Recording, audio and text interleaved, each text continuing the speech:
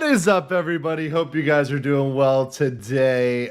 It is, in my time, 7 a.m. in the morning, but that means it is the perfect time to be coming at you live today, hanging out with everybody in the chat. Good to see everybody here in the house. Let me give a special shout out to all the members. Grant Rasha, Zero Smoke, Danielle in the house. Good to see everybody checking out here today and showing up bright and early for me, but I know it's evening for you. Ona Wall, good to see you as well, hanging out in the chat.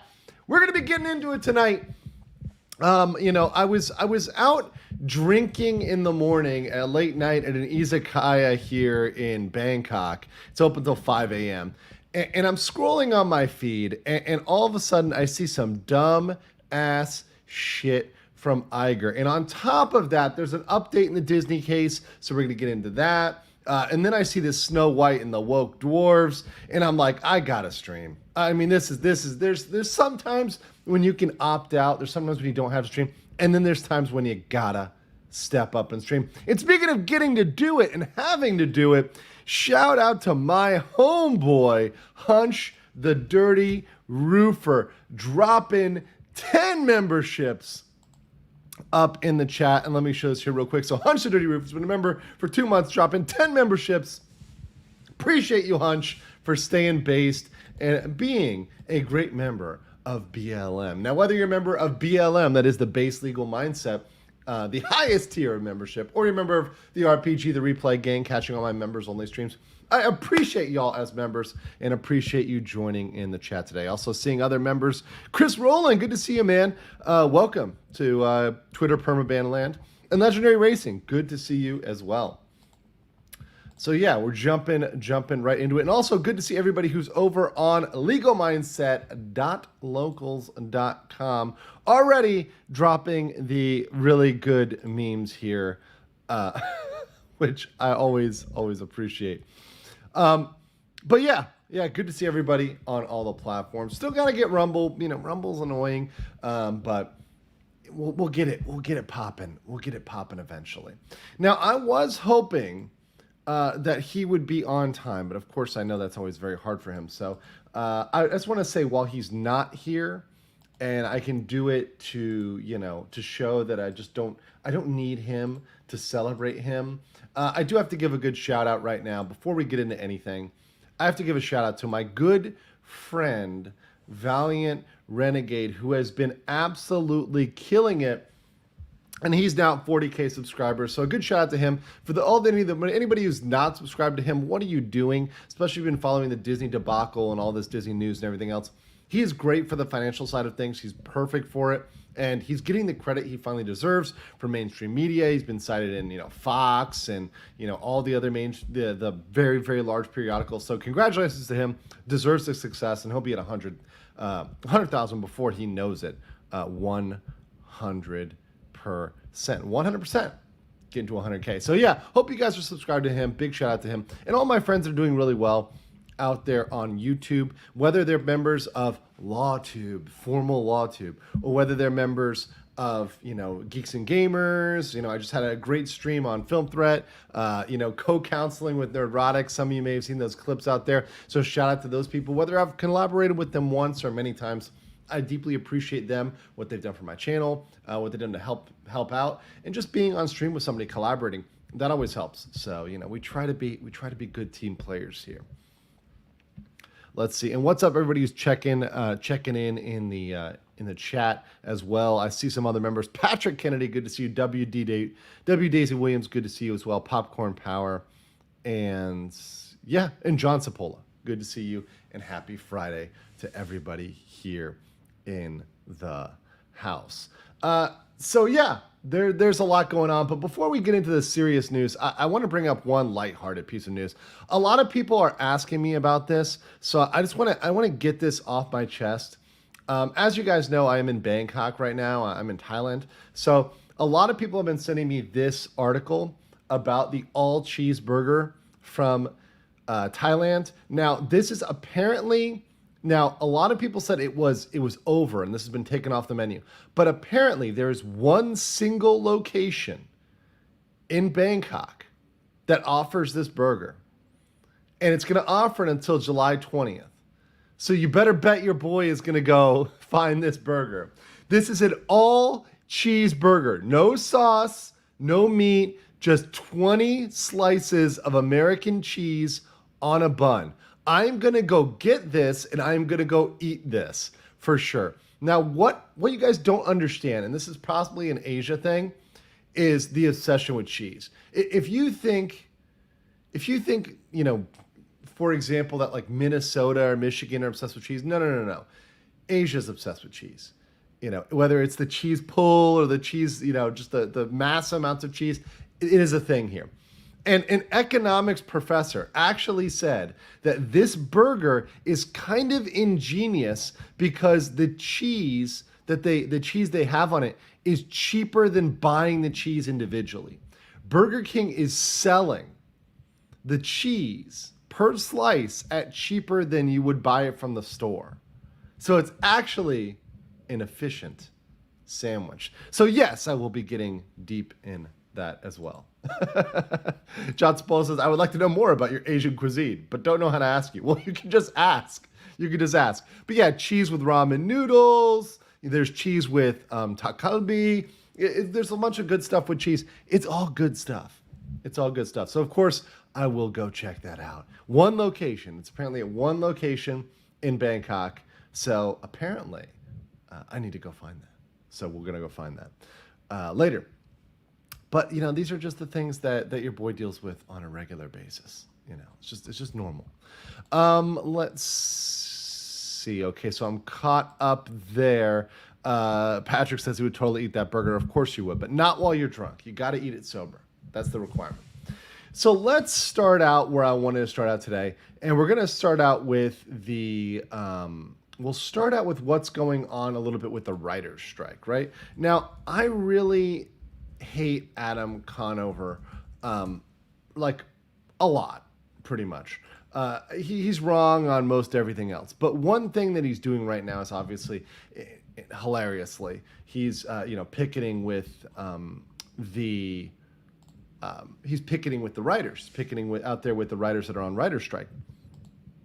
And so he was actually, this tweet was actually the first one that I saw. It came across my feed, not from him, but because somebody else retweeted it. So let me actually play this. This is the one that got my attention, and then we're going to get the background of this.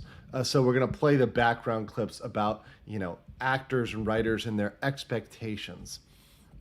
And before I play this, actually, I see one super chat from Dylan. It says, hey, Legal Mindset, how bad do you think the writers and actors strike will be for Disney and the film industry? I hope this lasts until the end of the year.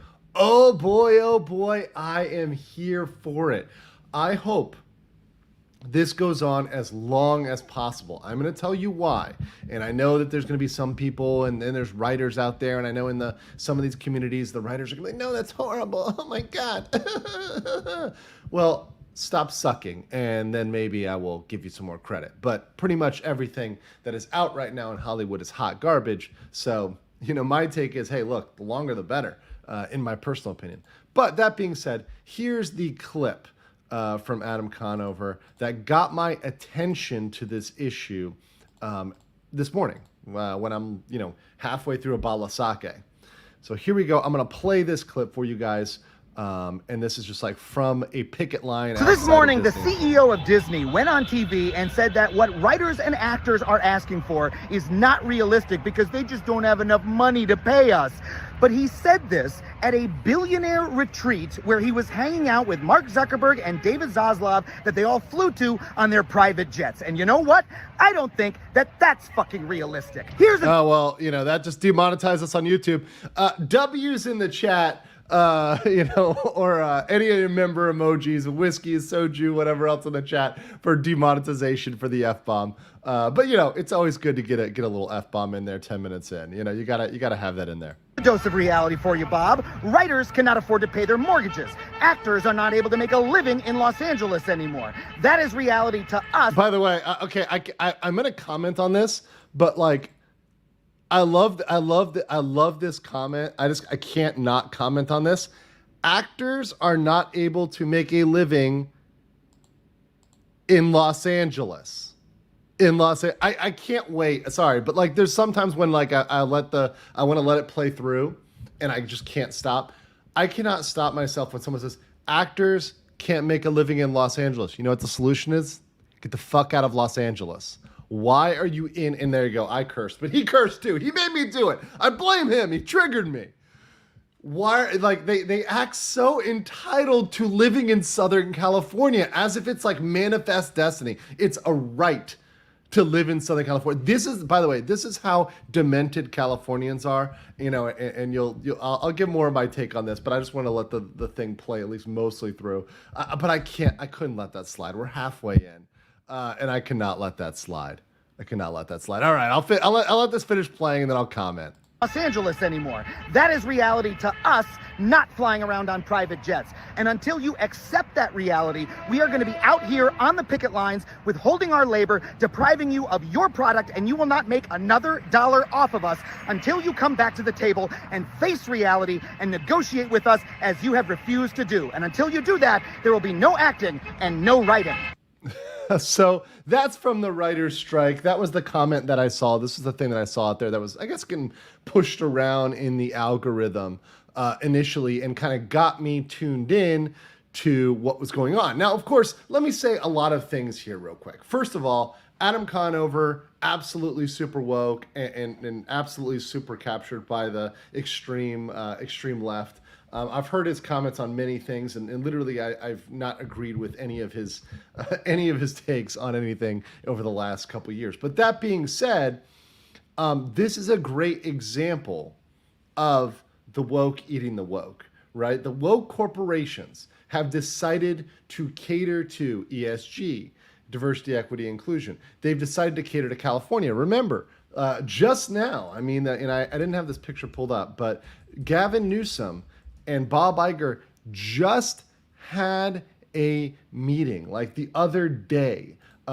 in California, particularly with the expansion project, or not so much of an expansion, but a little bit of an expansion in California, in the California parks. So these guys are in bed together, right? Iger, super leftist, right? So these guys, you know, he's supposed to be in with this. This is what he's supposed to be down with. He's supposed to be down with the agenda. But guess what? They're not that down with the agenda. And this has been the whole thing. It's always been window dressing. The whole LGBTQA++ has always been window dressing so they can absolutely screw over their own employees. Now, people would say, oh, well, that's a Republican thing. You know, we want to increase wages. We want to make everything beautiful and great and diverse. Yeah, but you don't want to pay people shit.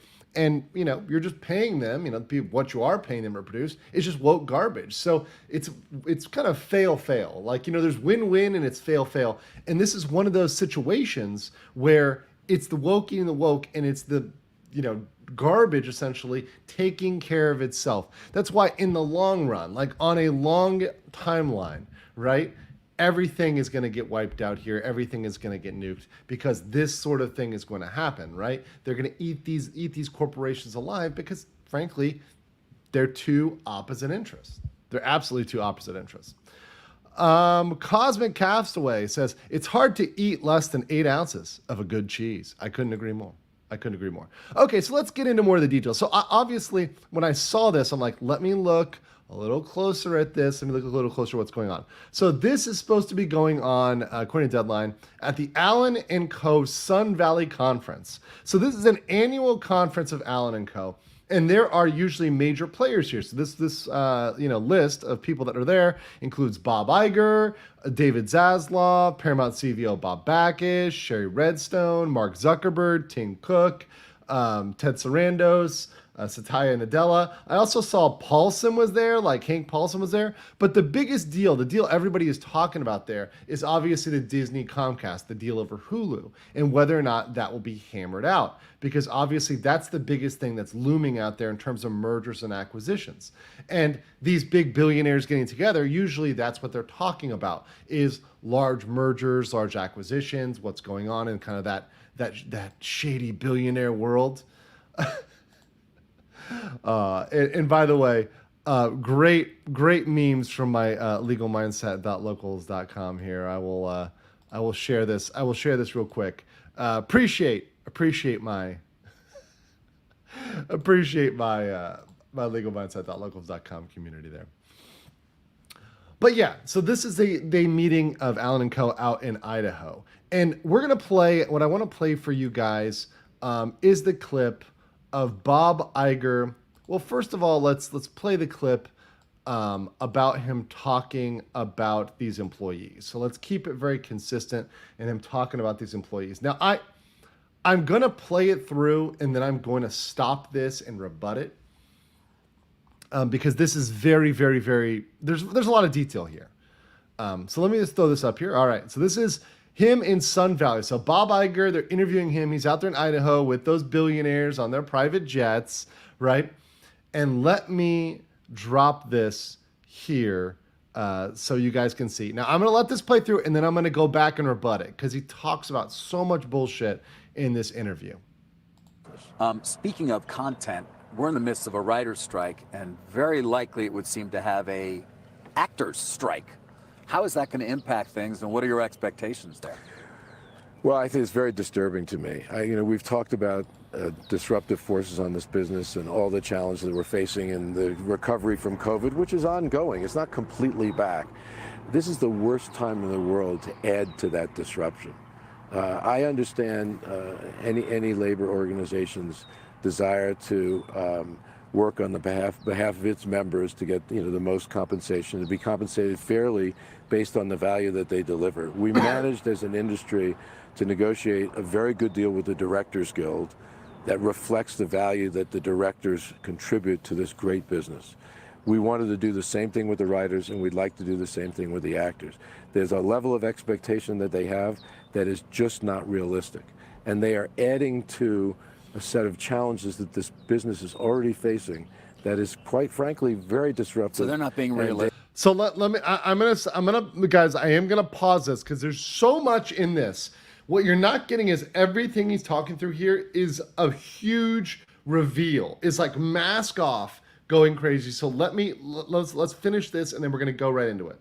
Dangerous. No, they're not. Why not? I can't answer that question. I respect their right and their desire to get as much as they possibly can in compensation for their people. I completely respect that. I've been around long enough to understand that dynamic and to appreciate it. But you also have to be realistic about the business environment and what this business can deliver. It is and has been a great business for all of these people, and it will continue to be, even through disruptive times. But, being realistic is imperative. What do you do in the interim then? Does AI start to write a lot of scripts? It will have a very, very damaging effect on the whole business, and unfortunately, the strike will. There's huge collateral damage in the industry to people who are, who are support services. I could go on and on. It will affect the economy of, different regions even because of just the sheer size of the business. Okay, so we're gonna go into this. So let me just put it out here. I'm not taking sides whether it's Iger versus the writer's strike. Both of them are crazy, but for different reasons, right? So writer's strike side, their craziness, is the fact that they're expecting more and more and more in a dying, declining industry in which they will be replaced by AI. It's just a matter of time.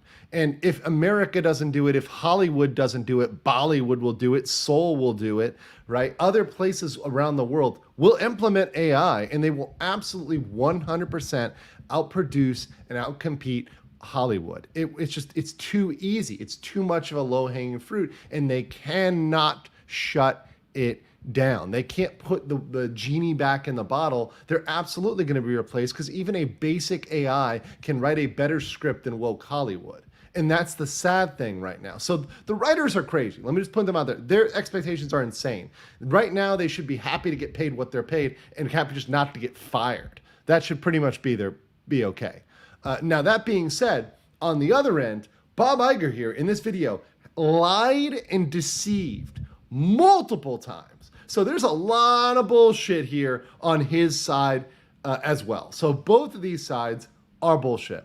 So let's go through this from the beginning one more time, and I want to break down all of the lies and bullshit of Bob Iger, and I'm going to pause it as he says what he says because there's so much in this little piece of time. There's so much that Iger is lying about, being deceptive about, or that when he says it, he's actually revealing something that's much deeper and problematic.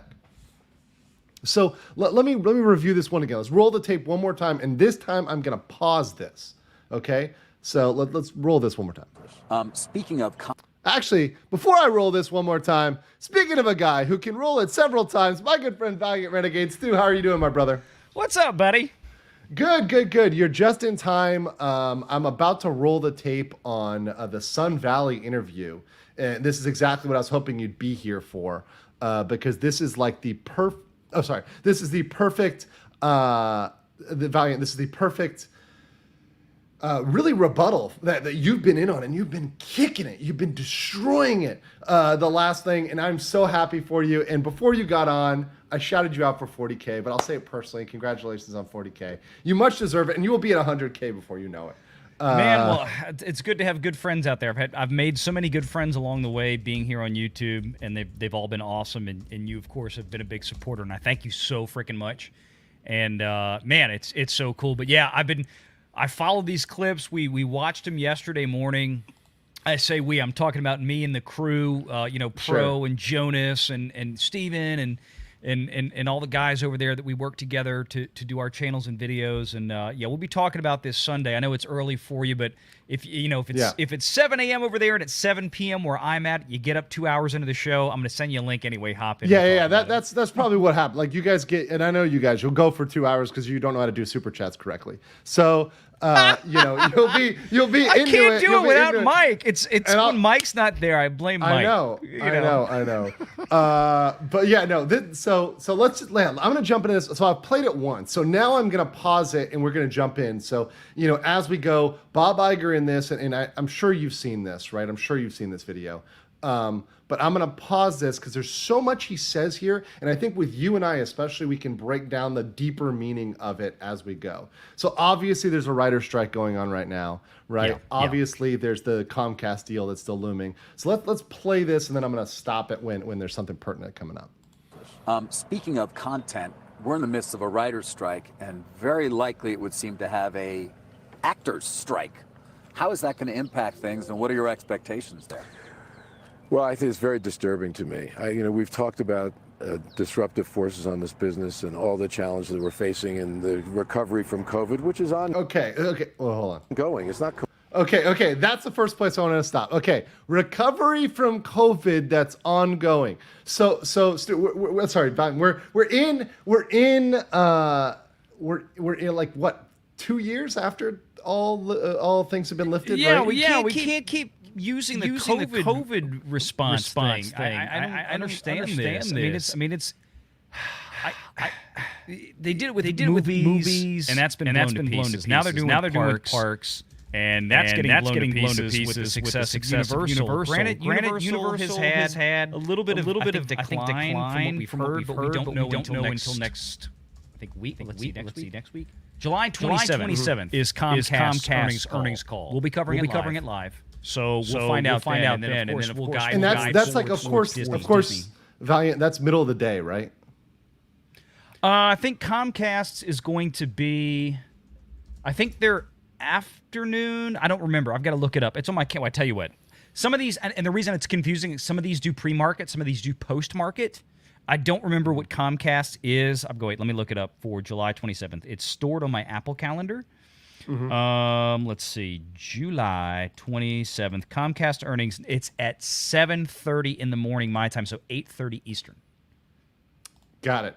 So that's pretty okay. 8:30 Eastern, 8:30 p.m. Eastern. No, 8:30 a.m.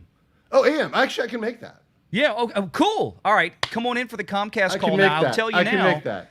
The Disney earnings call, which will be August, is it 8th or 9th? August 9th, Wednesday, August 9th.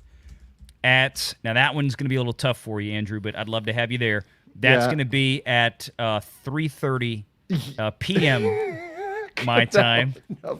So I'll try calling you. I know you won't answer. I am gonna put my phone on silent for that one. I did film threat the other day, the Critics Court, and I felt still bad owe 'cause- Chris and Alan a stream because on that. no, They do it at a but time I can never get there. I told them, I said, I'm going to do it. I promise you I'm going to do this. So I felt an obligation to do it, but it was literally at 3 a.m. my time. And Yeah. I'm like, because there's no good time for 3 a.m. Like no day is No. good for 3 a.m. But I No. said yes, and I already, couldn't make it one day. So I'm like, all right, I got to do it this time. So I dragged myself up for it. But I'm yeah, going to yeah, try and to make guys were arrangements asking- to do that with them because I always plan an early day Wednesday out when I know the Disney earnings call is coming up because I know I Right. always have to get home in time for that. I need to try to do that for Chris because he's been so generous with me and my channel coming on all the time. I need to talk to him. I'm glad you reminded me of that to try to schedule it Yeah. one day in the next few weeks. Cool. And couple. Oh yeah. Members chat here from Chris Rowland who says, "Congratulations on the 40K. Smash the like button." Appreciate that, Chris, who's been a member for. I feel like this is not accurate, since he's been a member for 4 months, but I think he's been a member for longer than that. Appreciate you, Chris. You've been a homie in the chat for a very long time. So truly appreciate you and appreciate Valiant and all the other good people who've come on my channel over the years. All right, so let's jump right back into it with more of this BS because this is classic. Completely back. This is the worst time in the world to add to that disruption. I understand any labor organization's desire to work on the behalf of its members to get the most compensation, to be compensated fairly based on the value that they deliver. We managed as an industry to negotiate a very good deal with the Directors Guild that reflects the value that the directors contribute to this great business. Okay, one thing right there, and I'm going to unshare it so we don't get any echo. The value that the directors bring to the business. What exactly is the value that's being brought to the business by the directors right now? Because last time, by your numbers, it's about almost negative $1 billion at this point. Like, what is the value that's being brought by the directors, by the writers to the business? That's an interesting question and answer there, and that's an interesting value. statement by Yeah. Iger. But the Yeah. value, that's the problem, right? I think that, and look, this is going to sound crazy for people that don't necessarily follow Hollywood and directors, but James Mangold, for example, who did the recent Indiana Jones movie, if you can call it that, he is an incredibly talented writer and director. He's done Ford versus Ferrari, which was a brilliant film, Oscar winner. The man is capable of producing spectacular Hollywood films. The problem is that the Walt Disney Company, especially over the last, say, maybe 10 years or so, have taken it upon themselves to hire directors that are the calibers of the Mangolds. Think of like Sam Raimi that they brought in to do Doctor Strange in the Multiverse of Madness. They get to kind of put their own touch on things, but at the end of the day, a lot of these major tentpole pieces, and that's pretty much all Disney does anymore, are very heavy-handed, pushed and directed by the corporate level. The Kevin Feige's, or in the case of Lucasfilm, the Kathleen Kennedy's. So they get good names, they get talented people, but then they don't let them do their jobs to the fullest extent of their capabilities. That's my opinion. I think there's a lot of corporate oversight. DC did this at Warner Brothers for years. So hold on one minute. When you say corporate oversight, like, do you mean that, hey, there's good writers that are writing good things? They're just saying, no, we want you to change that. Like somebody is pointing and saying, no, literally rewrite this script and make it more this way. We need you to have one of these, one of those, two of these, two of that. Change this around. We need this female character to be the real hero. Yeah, this is problematic. This is not going to be, this isn't going to work with the kind of politics that we want. That's the problem with the corporate oversight, right? The heavy-handedness. Again, if they brought in directors in some cases that had not made good films, that had not done anything of note, okay, fine. But when you have directors like Mangold, who has a very proven track record of making good stuff, and then farts out something like Indiana Jones, it's like, what? Well, but here's the thing, though. If you're a good writer or director, whatever, right? But yet your video is completely changed or fundamentally changed, right, by the corporate overlords or by corporate oversight. Like, are you really writing or directing anymore? Mm-hmm. I don't think so. I mean, you're making corporate product. Right. It's you're a name. Right, You're your a name, name that right. Disney can sell, right? Yeah. This is directed by James Mangold. This is directed by Jon Favreau. Okay, great. I mean, I've told people for years, there's a huge difference between the projects that Jon Favreau makes on his own independently as Right. Jon Favreau with nobody over him versus what he makes for a corporate movie like Disney.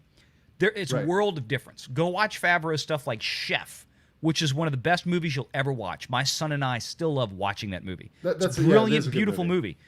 That's Jon Favreau. The stuff like The Mandalorian, especially Season 3 and Book of Boba Fett, that ain't him. But it's At hard all. to hear about that because even he can't like contractually, because that would be like that would definitely be a great lawsuit. If he turns around and starts bad mouthing them for their in terms of tortious interference with contracts. Like if he turns around and starts bad mouthing them for their corporate oversight or mangling that script. He can't. Jon Favreau can't shit talk Marvel, right, or Disney as a Right. whole, right? You can't turn. It's almost like an individual Lucasfilm. Sorry, I'm laughing here because nothing good has really come out. But them saying, oh well, they made me do it this way. Like it's like and of course, for example, like Ruin Johnson, he's never gonna say something like that, right? But I mean, maybe another person Oh, well, might say. here's the thing. I think Ryan Johnson was totally on board with everything that Kathy wanted. Yeah. That's why he was brought That's in. a bad example, right? Yeah. But like, if there's somebody saying, "Oh no, they changed it fundamentally," like I didn't want there to be a purple hair female admiral. It was really going to be Akbar, but they took it and they took Akbar and they gave her Admiral purple hair and made it. Holdo. Yeah, Karen from HR. So like, God. but you can't say that. Like you just can't say that. Like I mean, from Right. there's, from both a PR standpoint and a legal standpoint, that's not something that's permissible. Disney is like Jerry Jones and the Cowboys. You're not wrong. That's wrong. actually a pretty good analogy right there. Because of course, Yeah. for those of you who are not football people here in the U.S. Right. football, National Football League, Jerry Right. Jones is a very heavy-handed owner that likes to dictate to his general managers and head coaches, even though he pays them bajillions of dollars a year, how to do their jobs. And then Yeah. the team usually gets screwed. Yep. So Very much true. All right, let's continue with this here. We wanted to do the same thing with the writers, and we'd like to do the same thing with the actors. There's a level of expectation that they have that is just not realistic. And they are adding to a set of challenges that this business is already facing that is, quite frankly, very disruptive. So they're not being and realistic? dangerous. No, they're not. Why not? I can't answer that question. Again, Okay, so there it is. So that's why I want to pause there. So why do you think? Okay, you're laughing. Why can't he answer that question? Why can't he answer that question? Because I mean, why is it such a big secret that he, can't reveal it? I mean, I guess there's ongoing negotiations, right? So that's part of it, right? So he can't reveal all the details of ongoing negotiations. But I have an inkling here as to why. But I want to see what you think about this. Well, look, you're right. He doesn't want to say anything at this point. Ongoing negotiations. The actors have just, joined in with the WGA. The SAG-AFTRA joined in with WGA, the Writers Guild. I think that realistically, I think he's right to be fair with a lot of things that the WGA is asking for that I think are far too over the top.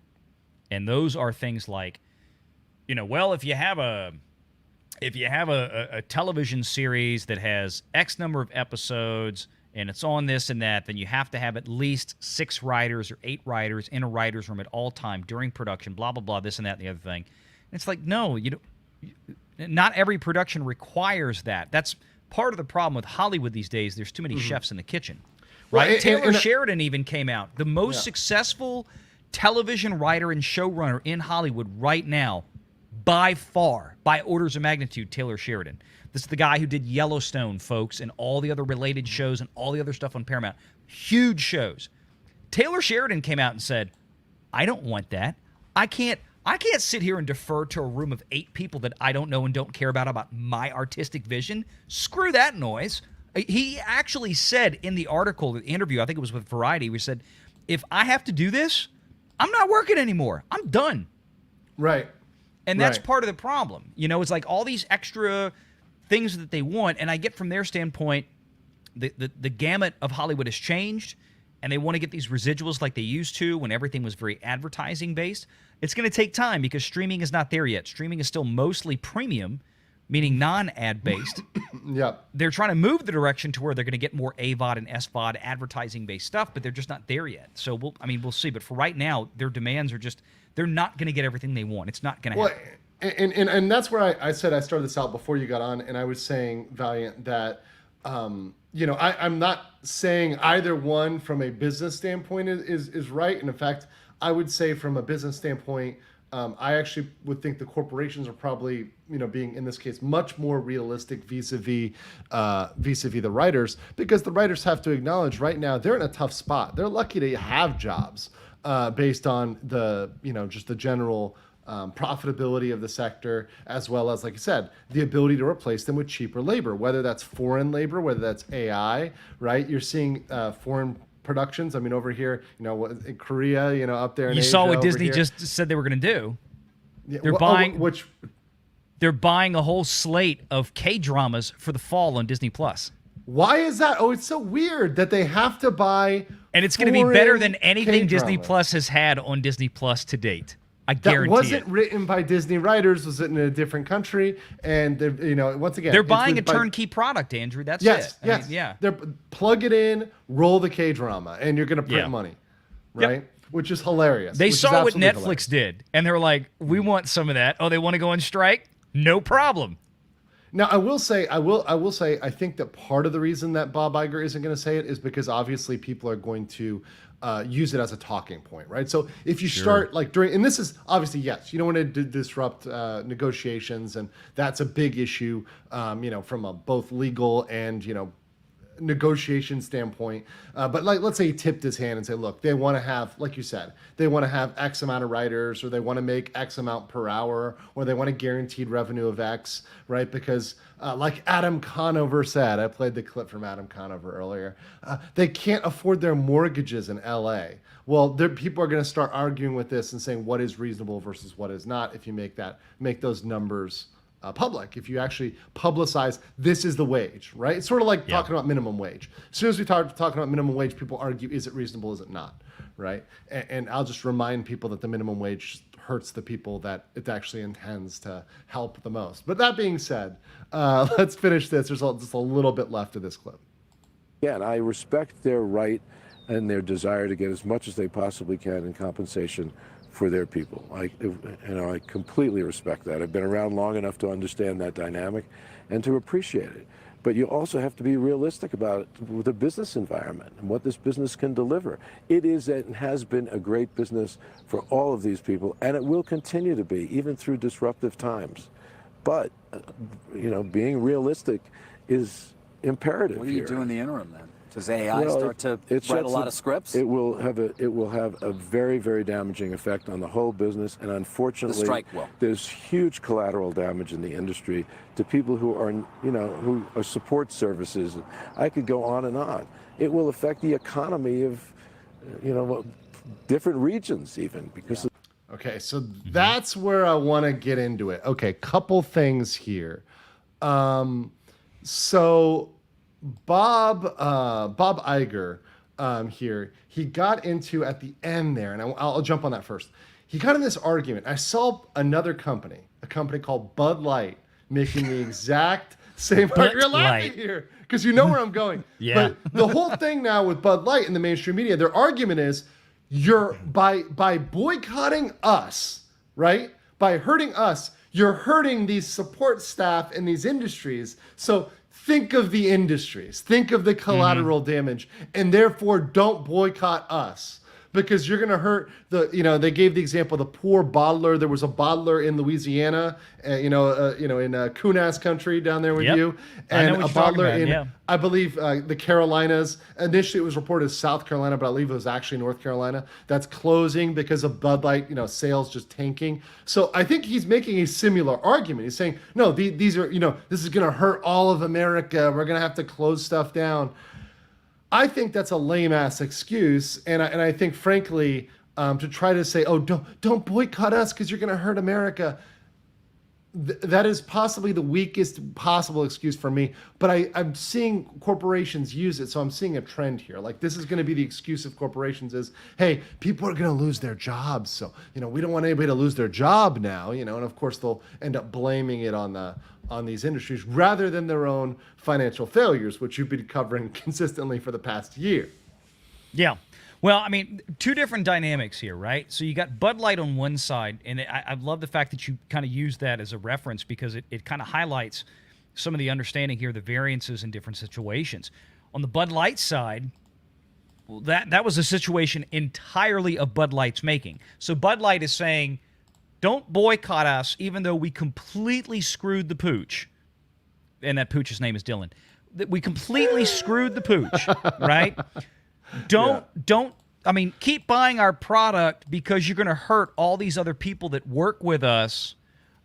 Instead of saying, we screwed up, we lost our audience because of a grand mistake, and therefore we, Bud Light, we are the ones who have injured America. We have injured our partners. We have injured our distribution channels, our bottling plants. We, Bud Light, have done that. Nobody else has done that. America hadn't done that. This idea that you can go do whatever the hell you want and there shouldn't be any reaction because we're going to give you, this sales pitch of fear and all this. Well, screw you.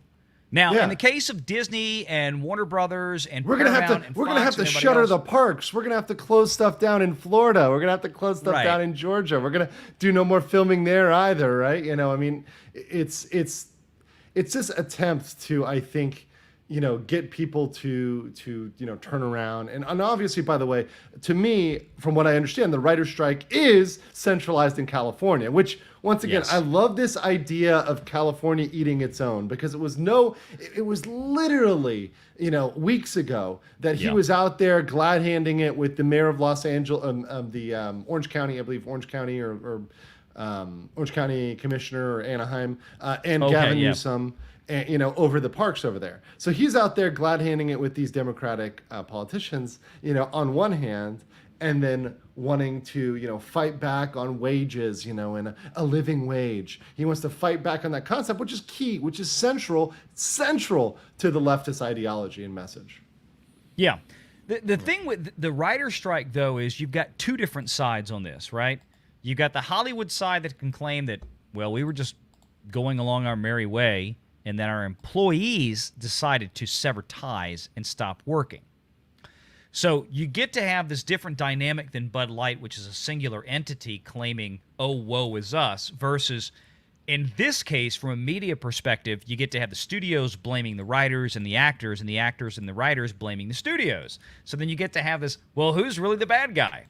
Now, to Bob Iger's point that it's going to have a broad economic impact, to a degree, I can understand that, because if production shuts down of everything for the next 6 months, let's just say, that's going to impact not only the below-the-line, quote-unquote, below-the-line workers. We're talking about the gaffers, the grips, the technicians, the cinema crew, the film crew, and all this kind of stuff, the people that are contracted to come in and actually shoot and physically produce these things are screwed.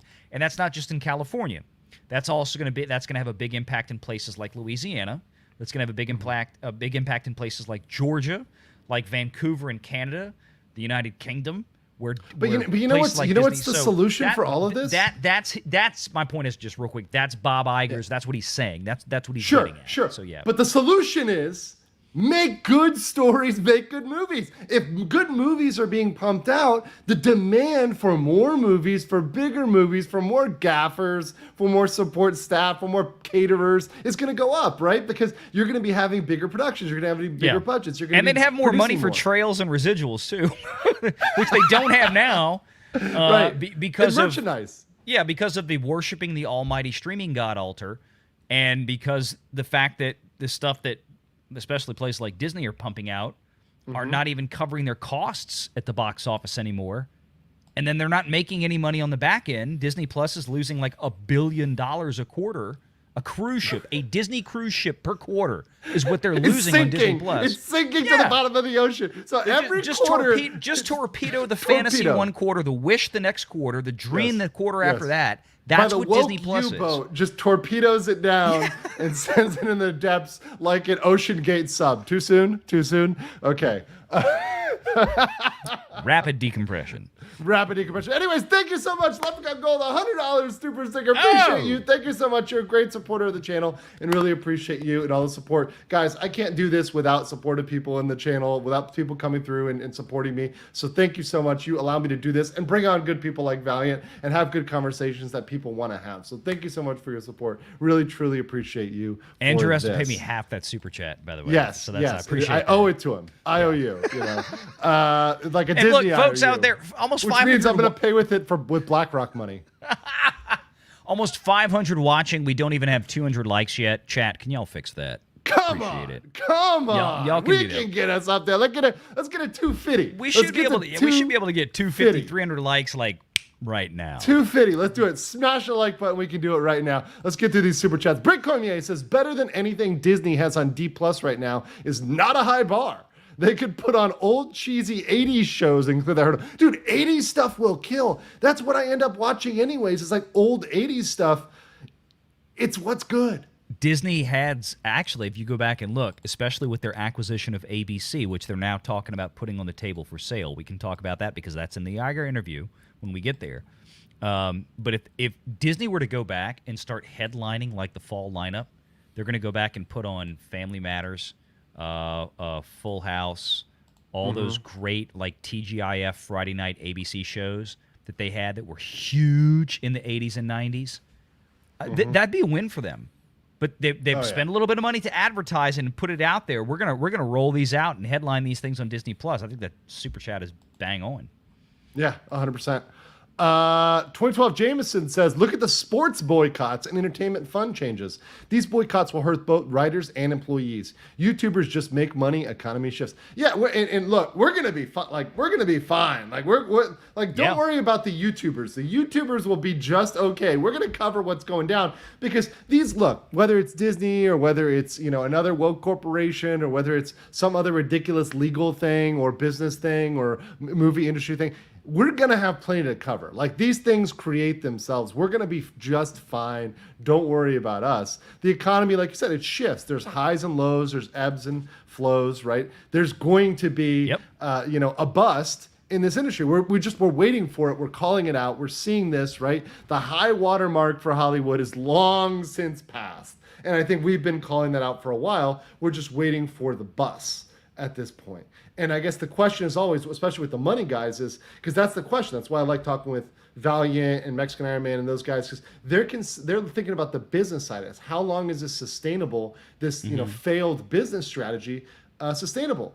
And one thing I want to get to is like when he talks about this hit on the industry at this time, I think he could also be just talking about it for them specifically because their financial situation, because they can't endure this. This is at a time in which they can't endure the financial hit. They've got to save the money for the deal with Comcast. So I mean, this is a tough spot. Silent Bob says, how funny would it be if people started going to Tokyo Disneyland to stick it to the stateside park since Disney doesn't own it? They don't own it, but they do get, I believe, franchise revenue from it, like through a franchising agreement. So I do believe they get a cut of ticket sales, although they don't get all. I believe that's correct, Valiant? It's. Let me say this so everybody understands very carefully. Okay. It's kind of like China, but way better. So, like, Disney actually has an equity stake there. They get more of the revenue from it, is best that we know. From Japan, I'm talking about. Right, then China. Right. Yeah, then obviously the CCP. China could literally walk off with everything in that park tomorrow, and there's not a damn thing Disney could do about it. And China could take every character, every IP that Disney owns, and just use it in China forever. And Disney would have nothing. So. Which by the way, they do with a lot of brands and companies all the Yeah. time. You just don't hear about it, right? They especially do it. It's actually especially dangerous for mid to small size companies that come over there with some unique IP or technology. They're experts at reverse engineering, at knocking it off. So yeah, you'll have your agreement, and then all of a sudden you'll find this product copied and knocked off within a couple months. So I mean, this is what they do, and this is what we've gotten from outsourcing to China specifically, when they don't follow or respect civil law. And civil law rulings. This is what our corporate masters thought was so smart, including Disney, by the way. John Sapola, this is a member chat, said, "Let him burn. Without content, they will go broke." What's up, John? Well, it's a twofold one, right? It's twofold. It's not just content, because we got to think Disney is not just the Hydra has many heads, right? It's content. Remember, entertainment, and the other half is parks. But what's going on in the parks, Valiant? Are the people coming to the parks? Actually, How was July 4th? How was July 4th? There's not much going on in the parks, Legal. I mean, there's nothing there. There's nothing to report, which is a problem for the Walt Disney Company. So yeah, like I said, we're gonna find out in a couple of weeks. And look, I love that Comcast always sets their earnings calls a week or two before Disney. And I mean, some of it's just traditional timing. Like Disney has always seemed to do their earnings calls about 6 weeks after the end of the quarter. Comcast has seemed to do, at least in recent years, their earnings calls always about 4 weeks after the end of the quarter. That's what they call earnings season, every 3 months. Right. But it's always so funny. And I think part of the reason is Disney does that because I really do think, especially in this day and age, they kind of wait to hear what Comcast releases publicly on their earnings call, and they may adjust. I'm not going to suggest they're adjusting their numbers or doing any financial malfeasance. Don't misunderstand me. But I think that they take that as a lead to perhaps adjust some of the language that is scripted into the earnings call based on that. And it's going to be fascinating to see. They use very liberal language, is what you're saying. Yes. Yeah. If Universal has to come out and do that, then Disney can be like, "Oh, well, our quarter was really great," except it wasn't. Yuck. Speaking of language, that's very interesting. There's a guy who covers a lot of language, particularly woke language, that is all across media, and that is my good friend, Jonas J. Campbell. How's it going, my friend? This woke guy. I heard about this woke guy. Yeah. Everything woke about legal mindset. What's going I'm on? your heteronormative friend. Cisgendered Jonas J. Campbell is here. Yes, great. And also, welcome Mr. Sloth as a member of the base legal mindset. Appreciate you getting there at the highest tier of membership. Appreciate all my members.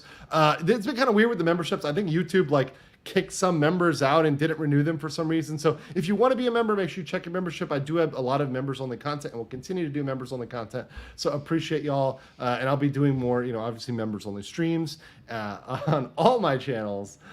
So yeah, we'll be doing a lot for that. So appreciate that, Mr. Sloth. So I think this is a perfect time. Let me get these 2 super chats, and then there's a perfect time, Jonas, for this clip about the Iger in Sun Valley talking about the sexual thing. Yeah, we're gonna get to that one, but let me get to these super chats first. So first, King of Diet Coke says, "Did you see Ron Perlman's subtweet of Bob Iger?" Okay, you're laughing. Did you? No. Okay, I saw people saying this in the chat. What is up with Ron Perlman and arson and Bob Iger? Well, I haven't actually seen the video, but what I've seen is every video that Ron Perlman posts to Twitter is him super close to his camera. And he's doing his Ron Perlman thing. I am Hellboy. Yeah. If only he had a comic book script writer composing what he's going to say in these videos. Instead, he just comes off as some pissed off Neanderthal over on Twitter. He okay, sorry. I think I found the video. Okay, we gotta play People are saying it's nuts. So I have not seen this. We're gonna get a live reaction I got this. We gotta share this then, because this is obviously deranged. So here, let me move us to the side here and then kick this off. So thank you for pointing this out, King of Diet Coke. One thing before I get off this. The motherfucker who said we're going to keep this thing going until people start losing their houses and their apartments. Listen to me, motherfucker. There's a lot of ways to lose your house. Some of it is financial, some of it is karma, and some of it is just figuring out who the fuck said that. And we know who said that. And where he fucking lives. There's a lot of ways to lose your house. You wish that on people. You wish that families starve while you're making $27 million a year for creating nothing. That's Bob Iger. Be careful, 7 million. Be really careful. Because that's the kind of shit that stirs shit up. Peace out. Peace out. Damn! I think Ron Perlman just committed a felony on There are lots TikTok. of ways to lose your house. So he's pretty much threatening to come by and like burn Bob Iger's house down, essentially. Well, like, specifically, I didn't think it was Bob Iger that made that comment. I could be wrong. Well, but I mean, was when he not said referring to Bob 27 Iger million, that's we're. Well, yeah. Iger's is 33 million according to recent Oh, reporting. okay, 27 but he's talking million. about Iger for sure. Yeah. Yeah, okay, but it's funny because it's not like Ron Perlman is destitute, right? I mean, he is clearly, we could probably say he's probably a millionaire, or at least he's made millions. He may have spent Yes. it on whatever the hell debaucherous thing he spent it on, right? Poor Based on financial his face decision, and his eyes, I think I know what he spent it on. well, keeping the That's all we're defamatory gonna say about potentially that. defamatory comments light. Yeah, I didn't say anything. Yeah, no, it's true. You didn't say anything there. That's totally in the clear. I'll say he sounds like he lives in a nice neighborhood. The birds were chirping. He's got that nice white picket fence. I don't He think has he's a hurting. freaking picket fence. Yes. He's got a picket fence. He's got a nice white picket fence. He's got a nice white. Well, then we'll leave it there. And he sounded like somebody was calling him in to say, "Ron, get off the Twitters and come into dinner." Was Ron Perlman at the White House recently? Was he? Jonas just figured it out. Did he lose a bag of anything? Did he lose a bag of stuff? No. Oh no. Well, I'm surprised Ron Perlman isn't in trouble because from what I understand, I think he's flipped his from what I understand, I think he's actually flipped his wives recently too, right? Because like he went from this wife on the left to the one on the right, right? I'm pretty sure he flipped over. So I'm surprised. That is a still on slight downgrade. I'm surprised he's still on the Hollywood. Hollywood was that index. real?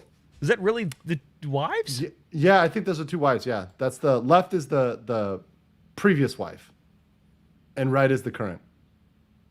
So Okay. all right. I got nothing. All right. Well, no, yeah, just throwing it out. That's just spitball in here. I feel a lot better about my life right now. Look, man. Listen. I'm over here. I tell Val, I'm up here late at night, drinking all night, having a good time. Ooh, my wife is the most beautiful woman on earth. All of a sudden, no, I'm kidding. No, she always has been. But yeah, people like, love. my God. People, if you're married, enjoy your wives, and hug your children because these people are absolute degenerates. And speaking of degeneracy, let's get these last two super chats. Who writes for Legal Mindset, and are they on strike? Listen, guys, the foreign laborers that are totally not underpaid are not on strike. They're indeed getting me breakfast right now. He moved to Thailand for a reason. Shut up, y'all. As I ordered. when delivery, when I'm like, I can cook, but delivery is $2, so I'm gonna order delivery. Yeah. It's like, okay, this is great. Natasha's like, master mindset. I apologize for being late and gay. I will behave next stream, sort of. God. I'm just gonna stop there. No. All right. So I gotta play this clip. This is 1 minute and 26 seconds, but this is fabulous. And this is actually kind of specifically for Jonas. This is kind of me standing for Jonas because I know that he'll have a lot to say about this. Oh boy. Specifically this video from Bob Iger and this quote from this is from the exact same meetup. Oh, I The know. notion that Disney is in any way sexualizing children, quite frankly, is preposterous and inaccurate. Hello, and welcome to the Disney Plus This Is Me Pride Celebration Spectacular. Texted me this morning, Gen Z is 30 to 40% queer than the other generation's moms, so Disney better get with it. Our leadership over there has been so welcoming to Latoya not at all secret gay agenda. They've been really open to exploring queer stories on our own girl. So kind of the only way to have these canonical trans characters, canonical asexual characters, canonical bisexual characters is to give them stories where they can be their whole selves. I identify as a biromantic asexual. I want to add the pockets of the LGBTQ community that you don't see. I was I want to get gay advanced. So we no longer say ladies and gentlemen, boys and girls. It's hello everyone or hello friends. We were targeting Gen Z and millennials. We were targeting a younger. And all this content's going to kids who don't know any of this, and even if they're in a household like Keith that have supportive parents, they're still getting all of this information from media of what is normal. What a bunch of Yep. I'll let Jonas handle this one. I'm gonna yeah. You're Go ahead, muted. Jonas. You're I'm muted gonna let there, Jonas Andrew. speak. I'm gonna let Jonas speak. All right. So first of all, do we want to start with the preschool content? With the, let's start the lowest. Let's just start age with they're kindergarten targeting. and work our way up the through lowest grade age school. they're targeting right now. Let's start with the episode of Muppet Babies where Gonzo comes out as trans and convinces the entire cast of the Muppets that they need to accept him for who he is because he just feels more like himself in a dress. And it's a sparkly evening gown, I gotta say. Or the episode of Firebuds where you got the two gay moms with their in their cars talking. This one, by the way, so their fire trucks are also gay, and they go around the best moms ever. Trans Gonzo, yeah. Yep, drag queen Gonzo right there. Yep. Just wanted everyone to accept him, and all he had to do was tell the rest of them what he was doing, and they were so happy to get rid of that silly little rule book they were going to that is obviously a stand-in for Western civilization. Let's see what else we got. Moon Girl and Devil Dinosaur, where Moon Girl she appears to be straight, but she flirts with what first appears to be a girl, but guess what? She uses they them pronouns. Turns out it's a boy. Voiced by a boy who pretends to be a girl. So it's a sleepover with a boy in a show aimed at I would say 12-year-old girls. Okay. Non-binary villains. This is before you even get to the stuff that's aimed at grown-ups, which is already messed up because grown-ups know what's wrong. Little kids don't know what's wrong. And the entire point here is to get to kids who are unsupervised and tell them, guess what?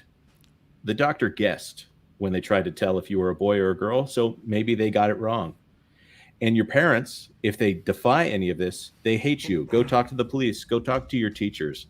Let them tell you what you are. Yeah, that's just peachy. And of course, the teachers, which have a specific political agenda, and exactly a strong. I think it was they did a poll, and I think it was 97 out of every 100 teachers are extreme left. Right, the last three may identify as middle or Republican, right? Not Democrats, not leftists. But even those three, I guarantee if you actually push them on their views, they're much more left than you would think. Right. So you've got entirely captured educational system that's pushing this, in books like Genderqueer and media like Disney's pushing out right now on small children, which is exactly why DeSantis had to put the parental rights and education bill in place. Because even in states like Florida, they're pushing that stuff, particularly in woke counties like Broward and Alachua in Florida. This is why Jeremy Redfern, who is one of the DeSantis guys, anytime someone comes after him and says, "Oh, you're banning books," Jeremy Redfern will just say, "Please list the books that we are banning." Yes. Because it's binary and all kinds of weird stuff. We're talking like board books for little babies and things like that. They want to get them early. They want to get them confused as early as possible, which is why after that famous Bill Maher sketch, it was a monologue where he talks about the growing number of people by region that identify as something. Gen Z right now, more than 20% of Gen Z identifies as quote unquote something. Yeah, well, why not? I mean, they figure out that's their thing, that's their like rebellion, and that they can get the gimmies, they can get the victim status. So, I mean, pretty much everybody on the left in Gen Z says, "Oh yeah, well, I'm queer," because that doesn't mean anything. Right? A biromantic asexual. What the fuck is that? Yeah. You're making up words now. You're just making up words. Yeah. First of all, asexual, we don't need to identify what asexual is because that's not bothering anybody. Somebody who doesn't go out and want to do anything. Okay. Why do we need a flag for this? It'd be like an incel or a femcel, right? It's like, that's what you are. Okay. You're a femcel. You don't want to go out and engage with other people in a dating context or sexual context. I mean, you're a dead end from a biological standpoint, from a, really relational standpoint. So, who cares, right? So if I want to go on my soapbox because every video somebody would be like, "Oh, define woke," whatever, because woke used to mean aware of, it was generally speaking an African American thing, aware of the systems of oppression. But now it's basically my working definition is an amorphous collection of pseudo-religious philosophies that weaponize sexuality, race, and the concept of oppression in a post-rational crusade against traditional gender roles, marriage, family, Christianity in particular, self-reliance, rational thought, and Western civilization in general. Because the entire thing is tried to use to say you're oppressed and you're not oppressed if you can be one of these other things. You don't want to be a straight white person, especially not a straight white male. Especially not a male. I was saying, and part of that dynamic is the mass is especially the family dynamic is the family dynamic that is led by a man, right? The mass that is completely anathema, right? That's completely in opposition to what they stand for. Yep. Right? And the great thing, that leadership. Yeah, the great thing is that traditional masculinity, when you stand up and you're like, "Yeah, I'm a man," it looks great. I mean, yeah. Can you imagine? I mean, everybody knows marketing 101. You point out the differences here. When the difference is a beta and a person who is actually like, no. You do the cooking because you're better at it, and I'm going to go and make the money. Because I'm better at that. It's like, I'm better at making the money and you're better at doing this stuff. And guess what? You get to be the master of this domain. I mean, it's so clear to me, especially living over here in Asia. It's like the women are the masters of the house, right? And they're actually like pretty much in charge of doing everything, organizing things, putting things. And that's fine because the guy's out there making money, right? And he's like making those executive strategic level decisions.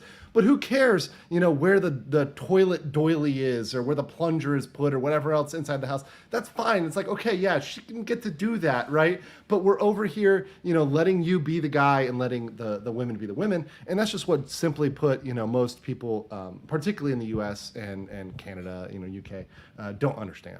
And it's killing us. And it's killing us in the box office, too, because you're seeing us lose out to foreign films and foreign media, right? That's just being imported. Like you said, Netflix is going to import a bunch of K-dramas because they can't even make good stuff anymore. Even Disney's going to do it. The rest of this year, they don't have anything they can put on their streaming service. I mean, they got a couple of things that nobody's going to watch. They're buying K-dramas and they're buying BTS content. Well, you know why that is? It's because they're looking at Netflix and the Korean content is destroying it on Netflix. It's just absolutely the best content in terms of profitability, in terms of, watch time internationally. I mean, I'm over here in Thailand and people are watching I'm on the train here and I'm seeing people watching K-dramas and Korean shows on their mobile out while they're going around, right? They're not watching Hollywood films. I don't peek over and see them watching Ant-Man or Black Adam, right? Right. They're not checking that out at all. Everybody knows the plot of these movies. I mean, maybe the MacGuffin is different. It's powered by magic instead of electricity or whatever, but it's all the same thing over and over again. We got magic now. Let me catch this locals here. We got two from Ben SC real quick. One for $5. He said, speaking of Ocean Gate, have you heard they had to stop their exploration? Rumor has it the owner was crushed by the development. Too soon, Ben. Too soon. And then Ben said for $1, right in the Barbie pouch. Very true. Very true. But you know what I heard, Jonas, and I don't know if you heard anything about Barbie specifically, but I heard that there were some people that were mad that Barbie wasn't woke enough. Like that they wanted to make it more feminist.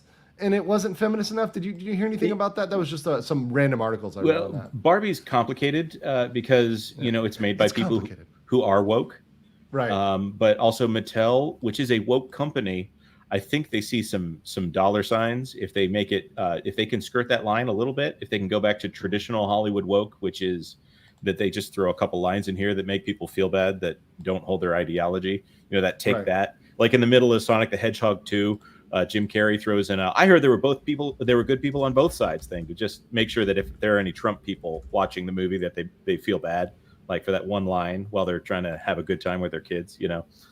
I don't know if it'll be that kind of woke. There is a dude that is playing one of the Barbies, Harry. I think the name, not even kidding, I think the name is Harry Neff.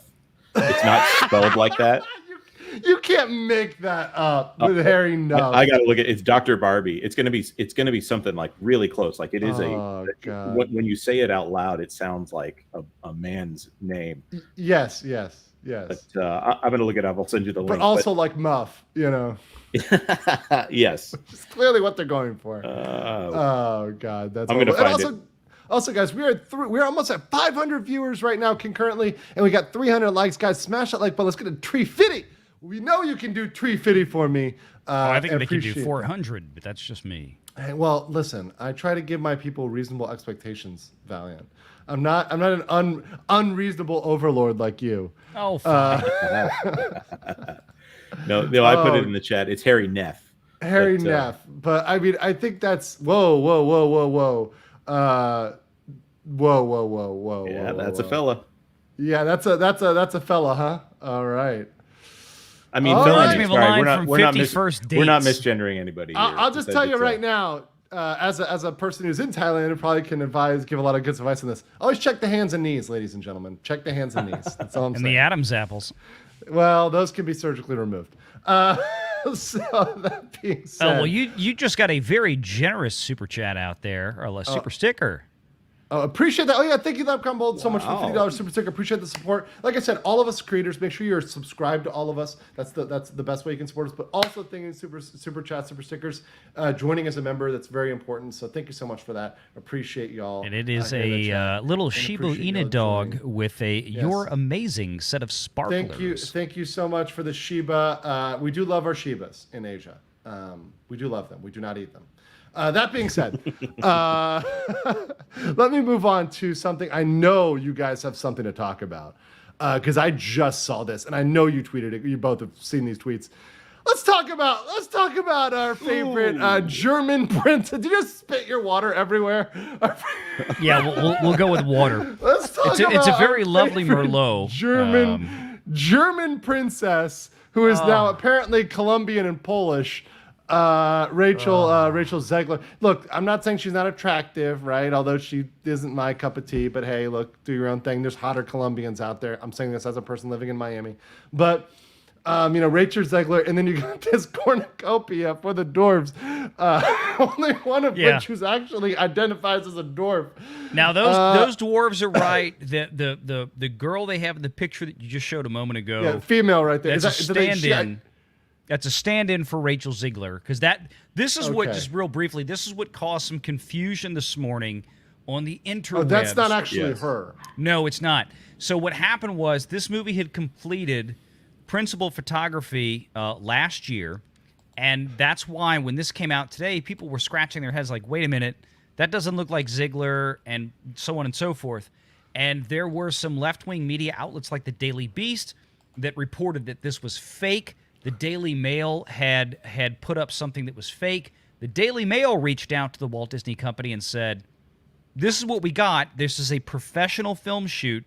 They have shots of the actual production crew, and those are definitely, $20,000, $30,000 drones that they had on the sidelines there, major camera equipment. And Disney effectively confirmed to the Daily Mail that this is real. This is a pickup shoot, effectively. They were doing some additional long-range drone footage. They had stand-ins there for both Zegler and another actor that is in this cast. But this is Prince. This is the cast. This is the costumes. These are the people. These are the dwarves. This is it. This is legit. This is legit. This is it. This looks like the village people of dwarves here, And on top of that, I mean, the magical people, as Disney is. Is one of them wearing just like a hoodie? And the guy in the back is wearing like a fucking hoodie. I mean, it's not even consistent in like era. He was hired in Seattle from the Chop Zone. You remember? I that literally one? believe this. Like you're telling me this, and I'm believing it. You're not having like I'm like, no, this looks real. Like he was a Chaz Chop guy. Yeah, exactly. Just hired off the street. Looks like he's smoking the hippie lettuce. If you the guy in the back left looks like the FBI has his cabin in storage. Also, like, okay, I want to talk about something. You know, they're all big about representation, but I feel like Hollywood has really done the dwarves, if we can even call them that, if that's not a hate crime anymore, they've really done dwarves dirty because they've really gotten rid of the little people in mostly everything. Like we don't call and that's them Peter anymore. Dinklage's fault. Like the got the most famous little person in Hollywood, Peter Dinklage. He ruined it. He salted the earth behind him. He destroyed it for all of his other colleagues. He got to the top of that step ladder and he pulled it up behind him. Yes, he did.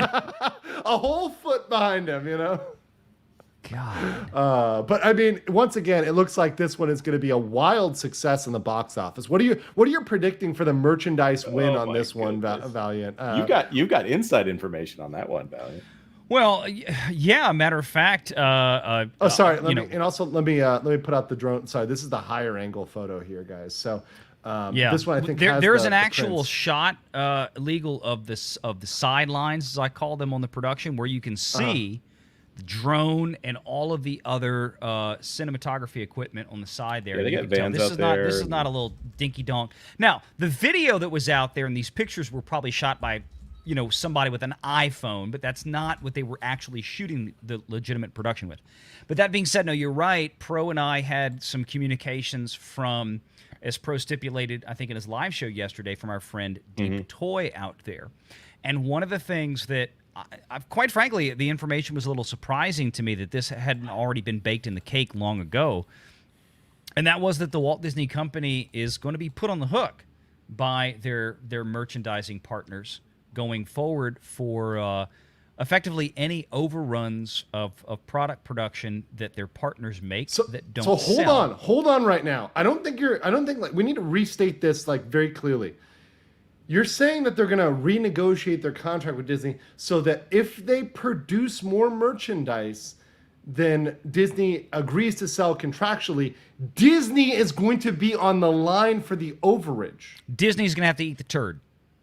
Yep. That is a huge contractual change. Yeah. That is massive. There have been things like that in the past. It's not unprecedented, but apparently there's been a dynamic shift in those contracts to this point, and which I understand. Let's go back and do a quick retrospective on everything Disney has done at this point with Marvel and Star Wars and now even their princess stuff. Some of these companies got their asses burned on The Little Mermaid. Big time. The new Little Mermaid. There's nothing going forward. Their merchandising partners have stated there is no plans going forward to make any more of this crap for New Little Mermaid because it is sitting on the shelves and they are getting hit. Their stock price is getting hit because of it, and they're not going to take the fist in the you know what for Disney anymore. I don't blame them. No. Yeah. No, and they shouldn't. And by the way, as a corporation, you got to be making money. And like, if it's sitting here printing Rose Ticos and Little Mermaids, they've gotten burned so many times. I mean, they're in a burn unit. At Chicago General right now. Imagine the nightmare that they are in for if Barbie gets fully revitalized, gets adults excited about buying Barbies for their children again, as like this countercultural, like, oh, Barbie's feminist, but Barbie actually also is the next feminist. princess phase. Barbie about to take Disney feminist, over on the princess side. But like, if Barbie, like, because let's make no mistake about it. From like Jonas said, these people are the production was intended, the writers and the directors, they've said this is fempowerment, this is intended to be fempowerment, this is the narrative, this is the message, but there were those that said, hey, it's not enough, we want more, we want, it to go super extreme. So if even this like woke light is able to generate that response and then trigger a backslide, I think that's a good thing. Although I would prefer that the woke light get repealed as well. But that being said, take it step by step, right? Yeah. That still sends a good message. It's like, hey, look, you guys have clearly gone too far. Like if you step back to early 2000s woke, right, instead of what we've got right now, you'll be able to make money again. Right? Absolutely. People just want to see you step back a little. Well, I think let's talk about Sound of Freedom for a second. Compared to killing Barbie. it. Right, and doing fantastic. And I think that is only getting started with the groundswell of a word of mouth campaign. Trump is going to be doing a screening sometime soon, and if he starts talking about that movie, he's got an entire base to get excited about that movie. Can I ask you guys this? Do you believe, just real quick, Jonas, do you believe with Sound of Freedom in those rumors? Because I was watching some clips on Twitter, and I haven't done the research. I know you guys have looked at this more about the AMC turning off the AC and refunding tickets. Do you guys think there's any bark behind that or any? I actually did a video on it a day or two ago, and looking at it, I said, look, you had Angel Studios co-founders and CEOs coming out saying, look, AMC and Adam Aaron has been a tremendous partner for us, and we want to thank them so much for everything they've done. What I said in my video was that were there probably some individuals out there managing and or working at your local AMC theater that decided to take it upon themselves to abuse their station and inject political activism?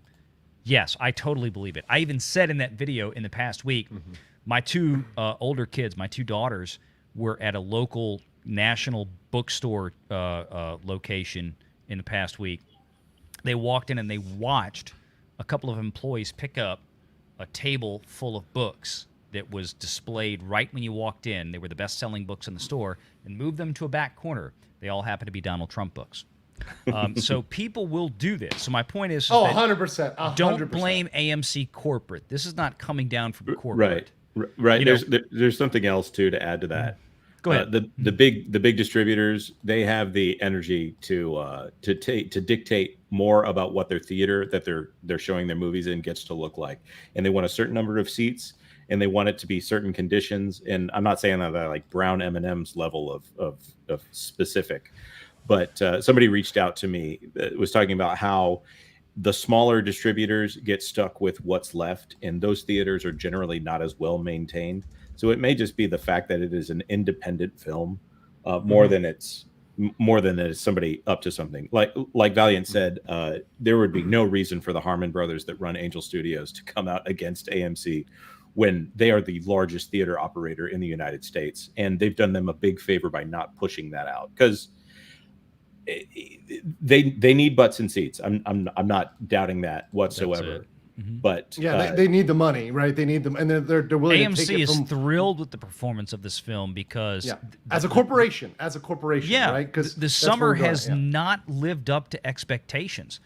They had projections at NATO, and this is the National Association of Theater Owners, not the other NATO. I think Zelensky has a better chance of getting it now.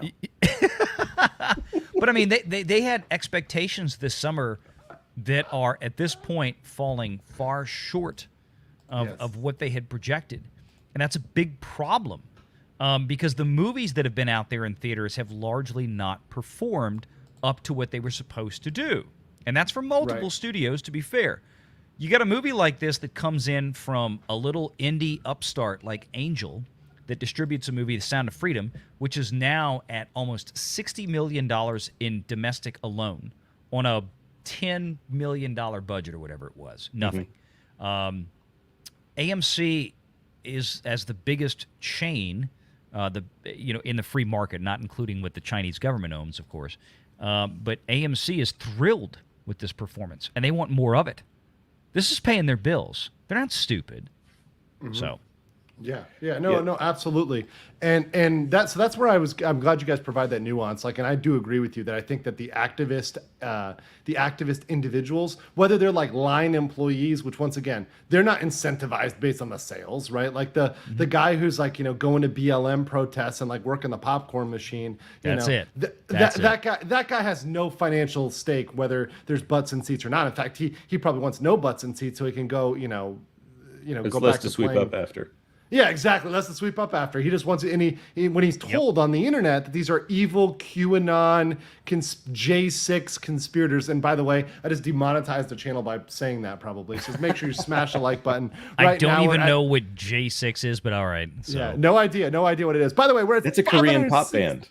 Yes, J6, the Korean pop band, super Gyowoyo. Oh, they did cute. Gangnam Style. Yeah. All right, Gangnam Style. Yes, they did that.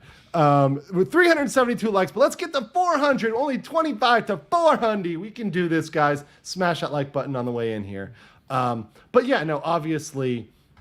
That's the thing. By the way, Jonas, you brought up one of my favorite contractual clauses. I just want to point this out. He brought up the brown M&Ms clause from Van Halen, which was if there were any brown M&Ms in the trailer for Van Halen, they could cancel the entire contract at the full expense of the promoter. So that was an example in contracts of one of the most ridiculous things you could put in, but it's 100% legally enforceable because the power to contract is so strong that you can agree to pretty much do anything that isn't illegal. Right, you can't say, okay, you have to do a blood sacrifice of your firstborn. You know, that's not okay, right? Because that's illegal, right? But like, if it's not illegal, you can contract to do whatever you want. You can be as specific as you want. So the whole point is, with any contract, is hey, you agreed to do it, right? So if you agreed to do it, perform the contract, or get a better lawyer. You know why they did that, right? It was to see that they read the contract for safety purposes. So they said, if you're not reading the contract carefully and doing everything exactly how we want, we know because you're missing details, attention to detail. Right. They had like pyrotechnics and all kind of crazy stuff in their shows. I mean, they don't follow safety standards. They're going to have a Danny McBride in Tropic Thunder situation going on. That's a great one. Speaking of which, Locals has one. If your friends don't dance, and if they don't dance, well, they're no friends of mine. Thank you so much for that $1 tip. And Ben SC says, had a heat wave in a couple of places. AC outages typically hit during the first big heat wave of the year. Mm-hmm. So maybe there's a very logical explanation for it. So I'm willing to give it that. Like, I don't want to go tinfoil. Like, I think one thing I'm concerned about in this, not saying it's a right-wing thing, but is jumping to the extreme theory first and not going with Occam's razor, just the easiest explanation. Like, usually I think the easiest explanation is true. But by the way, nowadays, some woke bullshit is usually the easiest explanation, right? But it's usually run-of-the-mill stuff, like the average employee, not some evil corporate mastermind. The average employee screwing around is normal. Everybody does it. I did it. Right? I worked in a arcade. We used to mess around with the prizes and move stuff around. People do shit like all the time because they're bored. They're just bored of their job and they want to do something, different and kind of mess with stuff. So it doesn't have to be malicious right out the gate. You know what made me suspicious of it right from the start? All the TikToks I was seeing were from pretty ladies in low-cut tops telling me that there was a giant liberal conspiracy. Well, no. Pretty lady telling me what I want to hear, I'm automatically suspicious. Well, and Jonas, that's been the trend lately, and I kind of call this out usually a little bit. Is the very pretty girl in a sundress who's now all of a sudden super conservative? I'm like, yeah, I'm sure if I check your IG from like a year, 2 years ago, you were retweeting BLM. You just see that this is actually, for better or for worse, this stuff is actually trending right now, right? And people are getting that, hey, people are not buying the woke bullshit. Hey, look, there's a backlash against Bud Light, so conservatives exist. They're like a real thing. They're not just a little fringe group. So we can make money off this. And these BLM guys, they're broke, but these conservative guys, they have money and jobs. So let's go there now. That's where the money is. Be careful, gentlemen out there. These guys are happily married, so I'm very happy for both of them. And you guys are lucky, and thank your wives every day for that. But that being said, be careful out there, gentlemen and ladies. All right, so that's what I got for the 7 doors, unless you guys have anything on that before we jump over to the case and a little bit of an update. The only thing I would say is it looks like those costumes are cheap, and whoever's in the Prince outfit looks like he's literally wearing a hoodie. Like, what in the world is wrong with this? Where is the $250 million that they probably spent on this film going? Yeah, so. Absolutely. By the way, hilarious from my locals, sings Canta El Chante, part of your world, plus 100 ESG. White blonde Barbie, negative 100 ESG. Oh, I'm so happy that Larry Fink is making it into the memes now. He deserves it. Indeed. Perfect. Okay, so we do have an update over here in the case. Now, mind you, there's 2 cases with Disney. There's a federal case and there's the state case in Florida. So we have an update in the state case. It's a very small update, but I want to make sure that I'm giving guys updates because they want to understand what's going on in these cases. And of course, you guys can also look up this yourself if you want on the Orange County Clerk of Court for the Ninth Circuit. You guys can always search these up and look at it yourself. But of course, me as a Florida man and a Florida attorney am happy to translate for you. This is the case of the Central Florida Tourism Oversight District versus Walt Disney Parks. There was a pending motion to dismiss. And this was Disney's motion, which they were hyping up. They're saying, we owned them. We win. We're going to win this. We're going to destroy them here. We're going to wreck DeSantis. We're going to wreck Florida. Well, DeSantis isn't even a party to this. It's actually the district only that's a party to this. But that being said, they want to go with the federal case because that's better, not just for them legally, although the case is very weak legally, but amongst two shit cases, there's one pile of turd that's like piled slightly less high, and that's the federal case. So they want to try to go there also for PR because the other case does have DeSantis in it currently. It is better for PR. It sounds better. First Amendment sounds better to talk about. They want to go to federal court. Well, there was a motion to dismiss this case, and there was actually a order in this. There's minutes from this. So they actually went through, and I'm going to translate this today, and these are the minutes from this case. They actually went through, had a conference, right? Some people were attending by telephone remotely, that's allowed. And also the local media was attending, Lauren Bray, Rich Pope from the Sentinel, Orlando Sentinel, Valerie Boyd from Fox 35. So all local people that were attending this hearing. And it was on the motion to dismiss.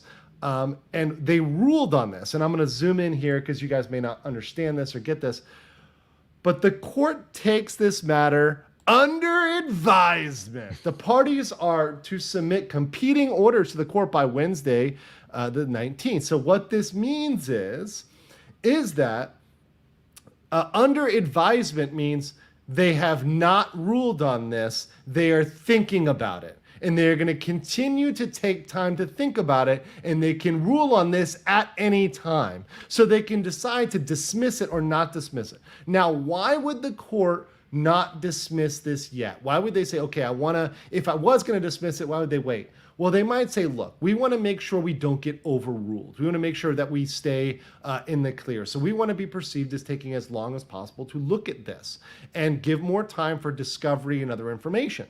So saying, okay, we're going to go through discovery, and if it turns out that there truly are no other material issues in here that can't be handled in the federal case, okay, maybe we dismiss. But most likely, as they're going to see, there's many issues that are outside the scope of the federal case, so they would not dismiss, right, or stay this case. So they're going to submit competing orders. So the plaintiff, right, so the district, the Central Florida Tourism District, they're going to have an order that they like that'll be ready for the judge to sign if they want to favor with the district. And if they want to favor with Disney, Disney's going to draft a motion. This is a very ingenious move because it gets other people to write the order for them. So busy judges don't have to do the work. The lawyers do the work. And they do the best damn job possible because it's under advisement and they don't know which way they're going. So they both do a good job of writing this motion. And by the way, these are both highly paid lawyers, so they're going to, on both sides. So they're going to do a good job on this. And they've got a lot of lawyers on both sides. So there's no action on this. The case is still going to proceed. And this is actually excellent for the district because they're going to get to go through discovery. They're going to get to go further in this case. And the state case is very bad for Disney. So this is actually perfect. It's fine. Nothing's wrong here. So I know the mainstream media may try to put this reframe this as some sort of own to the district. It's not. It's just normal. A lot of times these motions are not even ruled on until far into the case. And they'll, by the way, far into the case, they'll dismiss it because they've already gone far into the case. There's no point to ruling on a motion to dismiss anymore. So this is actually more against Disney than for Disney. Yeah, it seems to me like okay, we got your memo. Thanks, we appreciate it. We'll get back to you. Yes. It's way more of that than the other thing. But Disney sticks it to DeSantis and whatever. Yeah, whatever. Yeah. No. And I know you sent me another document here. Yeah, that was a amicus brief. I think it's the federal case. You Yes, probably have already seen it. I think this is the crazy person. So there is a crazy person that has been filing a bunch of a bunch of amicus briefs to kind of try to get attention, and a lot of people do this in high-profile cases. So amicus means friend of the court. So anybody can file an amicus brief. If I really wanted to, I could file an amicus brief. I do not want to, and I am not filing an amicus brief. I think this is a different crazy person than the crazy person I was asking you about before. Yes. So many people do this. It's like the clout chasers on YouTube who are sitting in there in their comments, hoping that Jonas J. Campbell or Valiant Renegade notices them. It's like, senpai, notice me for acting up like a spoiled child, you know? But the case, the we don't know what that's like, especially after today. Oh, my. No, not at all. No, not at all. With people who post negative comments in the below the videos, hoping that I'm going to actually respond rather than just hide them from the channel and let them scream into the darkness forever as I laugh into my, into my very entertaining adventure here on YouTube. But yeah, this is just a crazy person who wants to get into Roni Rona. He wants to get into Donald Trump. He wants to get into all sorts of other crazy stuff and get attention for all these other issues. So I try to not bring these guys up. They are going to get dismissed and blown out. So if you ever see one of these crazy amicus briefs and you're asking questions, these guys are going to get blown out, right? They're filing ridiculous things with the court. And when you file ridiculous things, expect to get dismissed ridiculously, you know? Yeah. So yeah. I had my notifications turned on. I was all excited and I knew where I was going to go to get my questions answered. Yes, exactly. And I'm glad to have you guys here. Speaking of which, guys, we are at 421 likes with 569. Guys, you can get up to 450. I'd really appreciate it here today. We're almost there. Appreciate all of you guys in the chat. And also, if you guys put an L in the chat if you guys are liking these live streams. I love doing live streams, especially when I get guests on so we can have like a really robust conversation. As you guys know, I got a lot of things going on. A lot of pots in the fire. I've got now 4 channels. I've got this one, Illegal Mindset, Go East Gentlemen, and my new channel, Bangkok Bros, which we're reformatting. We're actually gonna we're gonna actually focus on legal news. Me and my friend over here, Ben in Thailand. We're gonna have legal news, and we're gonna have ladies on because ladies are great advertising, and that's what the woke West has forgotten. Yeah. So, when all else fails, make sure you put a lady in the thumbnail.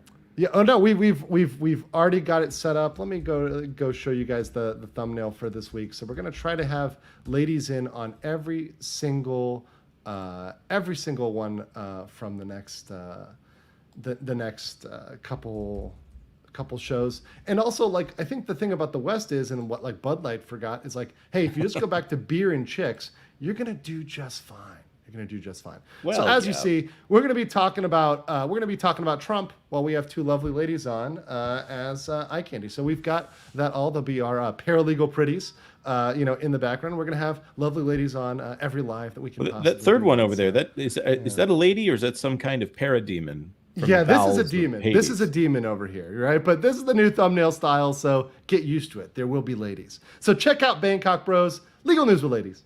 It's over here, and I'll put that in the chat so you guys can go over there and subscribe. I try to keep as busy as possible. But Jonas, let me know what you're working on now and some projects and what you got going on over at your channel. Well, it's been requested many times that I start digging into some stuff for grown-ups and point out the woke ideology in the grown-up content. So I've started going through the MCU Phase 4 and some of the things that it's not so apparent that they are. Well, let's talk about that Captain America show for a second, where it's the second show in a row. I'm about to come out with this next video. It's the second show in a row where they have basically said that the terrorist was correct. Which love that you put that in the Captain America show of all shows. Antifa, also known more accurately as just simply FA, because they are the fascists, was right. Exactly. And it's a great thing that it ends with a 3.5-minute speech where the symbol of America says that the terrorists have a point and they shouldn't be called terrorists. You need to do better, Senator.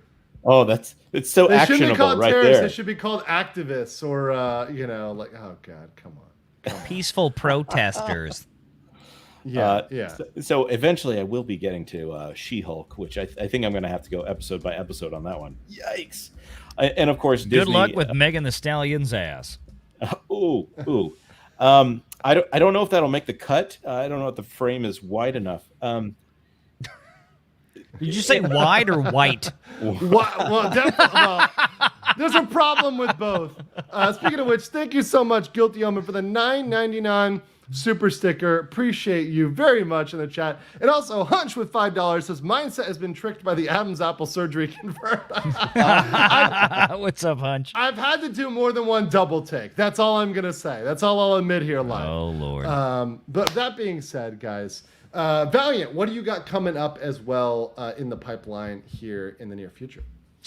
Well, it's a big box office weekend around the globe for Tom Cruise and Mission Impossible.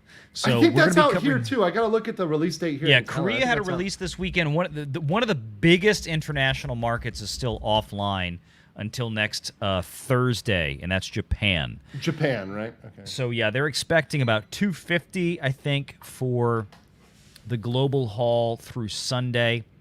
I think it should be fairly close.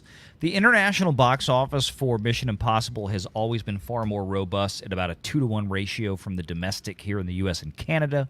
So, look, Tom Cruise movies, they tend to leg out and last a lot longer in the box office than Top Gun Maverick. Yeah, I mean, I don't think it's going to do Top Gun Maverick numbers, but I think it's going to challenge the $1 billion threshold. And at that point, Paramount and Skydance and Tom Cruise, Chris McQuarrie, that whole crew is going to be very, very happy. It looks at this point, it's almost certain to outstrip Fallout. And the thing with Mission Impossible movies, they have a very lucrative financial shelf life after they leave the theater, which is something that Disney movies in the modern era could only dream of. And that's the big difference. But we'll be talking about that this weekend in the Sunday Live show. But is China showing it? Yes, they are. Oh, no. And they didn't completely pander to China. No, I mean, China did not do Top Gun Maverick because of the whole Taiwan flag, and that was related, obviously, to the initial movie, the first movie back in 85, 86. And they didn't want to change that. And they said, no, we're not going to alter this just to get into China. Fallout, the previous Mission Impossible movie back in 2018, did $180 million in China alone. So they're hoping, obviously, for a big haul over there as well. That's a very popular area. Look, the Pacific Rim, China, Japan, South Korea, those are huge markets for Tom Cruise. Big old freaking markets. These guys love him. I mean, he's on ads everywhere. He's on the metro here when he was in Korea. Like any of the movies that come out with Tom Cruise, people love that guy. He's well known internationally. Probably that, like the Fast and the Furious movies, have like such a strong international following, and people know Tom Cruise. Like people, you just if you say American actors, he's one of those pop off in people's heads, and they respect him, they like him. Yeah. So that's he'll be in Japan like next Wednesday, Thursday, absolutely, just doing huge tours. I guarantee you. Oh yeah. Speaking of huge, though, guys, if you're not subscribed to Valiant Renegade, who's at 40,000 subscribers, what are you doing? There's 556 of you right now. If you guys subscribe to him, it'll get to 40,000.5 instead of 0.2. So go over there and sub. Look at that 40 Valiant right Renegade. Y'all are amazing. I cannot believe that at this y'all. stage of the game, probably in the next few days, I will have my first video breaching 800,000 views. So great. You're Indiana Jones killing it there. 768,000 views. Yeah, that's the one. Just destroying it. Dude, that is amazing. And I'm so happy to see my friends on YouTube succeed and do well. That's, to me, it's perfect. It's absolutely what I love to see. So guys, go follow that. You got fire thumbnails. They're clean. They're sexy. I love it. That's Fat Steven, baby. That's Fat Steven Seagal, my boy over there. Does that stuff. And Jonas does the one on the other channel for Renegade Online, all the live streams. He may be fat, but his thumbnails are fat, if you know what I'm saying. With a PH. Yeah. PH, yeah, with a PH. Incoherent Turd says, Valiant is wrong. They changed the flag after the Chinese investors dropped from the movie. Really? Is that true? I didn't, I mean... Yeah, I didn't know. I don't know about that. I hadn't heard that one. That's a new one for me. I'll I'll check it out. All right. I have such sights to show you, says, hey, you. Shh. Yeah, you, Kathleen. Listen, girl, next time Bob calls you in his office, do make sure you're not standing on plastic. Just saying. Lethal Weapon 2. Lethal Weapon 2. I thought that was a Dexter reference for a second. Yeah, Dexter? No, American Psycho? Oh, yeah. Yeah, you know, that's what I got. But there was actually a line in Lethal Weapon 2 where they're like the assassin, he kills a guy, and the next scene he's in the office, and the boss guy's telling him something, and he's like, "What are you doing?" He's like, "I'm just checking to see that I'm not standing on plastic." So yeah, that's what I was. Jen says, VR, congrats on 40K. Actually found your channel through Legal Mindset's channel when he had you on as a guest some time ago. Yeah, it's been a while with us. We've been going back for a while. Thank you, VR, LM, and Jonas, for all you do, keeping us informed, entertaining us too. Yeah, and it's hard to do what these guys do, which is why you should support them. And I know as a content creator, particularly when you're a small channel, it's really hard to get started. But once you get started, it is so validating to see that work pay off and see, hey, you know, just continually putting out good product, continuing to be consistent, continuing to establish yourself as an expert. Particularly, you know, Valiant is a business and financial expert. He's a legitimate expert. You know, we've talked. I know him perhaps too well. You know, and this guy has legitimate chops.